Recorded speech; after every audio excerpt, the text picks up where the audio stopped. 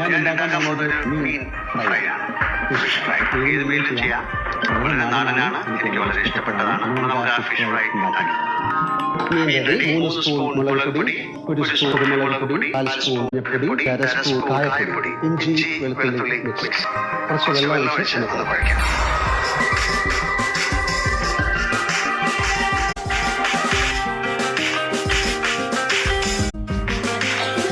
അധികം വെള്ളമാകാതെ കുഴയ്ക്കുക. ഇത് മീനിൽ നമുക്ക് നന്നായിട്ട് പുരട്ടാം.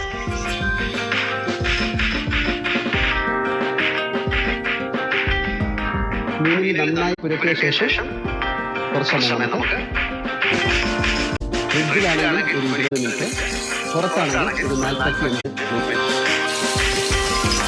വെളിച്ചെണ്ണ ഒഴിച്ച് കുറച്ച് കരിവേപ്പില,